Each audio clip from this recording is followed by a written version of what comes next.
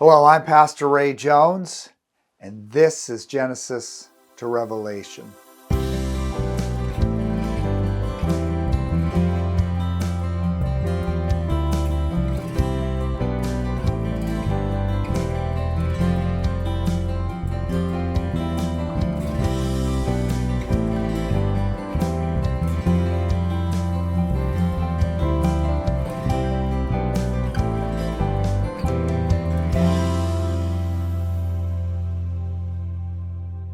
In today's episode, I will provide an overview of Samuel's account of King Saul's demise and King David's rise to the throne.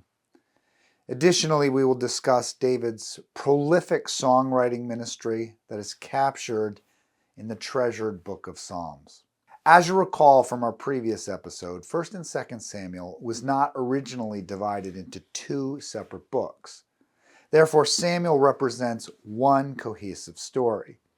And as the title suggests, Samuel factors in prominently, especially in 1 Samuel, where he functions as the bridge between the time of the judges and Israel's monarchy. 1 Samuel details Samuel's rise as judge, his rejection as judge by Israel as they want a king to fight their battles for them. Tasked with finding a king, Saul is chosen. Ironically, Saul's unwillingness to fight Goliath creates the space for a young David to defeat the Philistine champion with just a sling and a stone. Unbeknown to Saul, David's courage is fueled by the Spirit of the Lord that has leapt upon him in his clandestine anointing by Samuel in advance of this confrontation with Goliath. David's unexpected victory on the battlefield becomes the cause of Saul's mental instability, as David captures the heart not only of the people, but of his son Jonathan, his heir. Things only deteriorate for Saul and his advisors as Saul expends his energy not on trying to fight the battles against Israel's enemies, but to eliminate David, his enemy, until he and his sons die tragically on the battlefield against the Philistines. But long before David becomes the object of Saul's envy, his musicianship earns him a spot in King Saul's court. In rejecting Saul as Israel's king, the Spirit of the Lord was Saul's loss and David's gain. And as a result, Saul was tormented by an evil spirit that was sent from the Lord. This raises an ethical question. How can God be party to evil?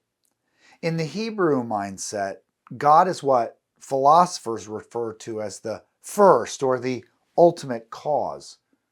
For theologians, this reflects what we refer to as the sovereignty of God. God is in ultimate control of all that takes place in the world. Yet there are second causes, human and supernatural agents. That would be angels or demons and Satan. And as agents, they have agency, the ability to make moral choices, good and bad, especially on the human end of things. And in God's mysterious sovereignty, these agents accomplish his plan for the world. And in the case of Saul, his disobedience to God's commands become the occasion by which he not only forfeits his dynasty, but the blessings that come with the possession of the Spirit. With the loss of the Spirit and the loss of the peace and the joy that comes with the possession of the Spirit, Saul's fears and his anxieties morph into a crippling paranoia. Therefore, he comes to see David as a threat, even though he proves himself to be a loyal soldier to his king. He's so effective in battle that David earns the hand of Saul's daughter, Michal. Saul's unjust hunt for David becomes the impetus for many of David's psalms.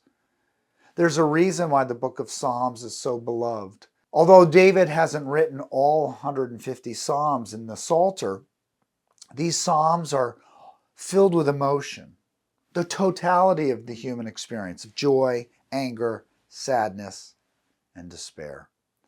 And while only a few of the Psalms provide specific ties to the events recorded in Samuel, the themes contained within the Psalms are easy to link to David's time on the run from Saul. The beauty of the Psalms and the stories of David narrated in 1st and 2nd Samuel are that they are so relatable to our experience. What it's like to wrestle with betrayal from friends and family, anger over injustice, the emotional struggle of faith as we wait, sometimes for years, for God to vindicate us, to fulfill his promises for us.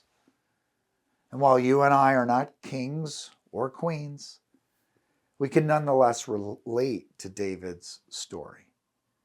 In David, we find a hero, the ultimate underdog, the David to the Goliath.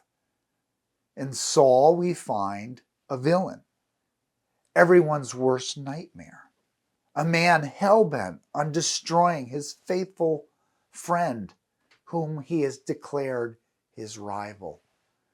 In the midst of it, God is at work, even in the delay. So I pray that you may be encouraged and inspired to be faithful to God this week as you read this beautiful story.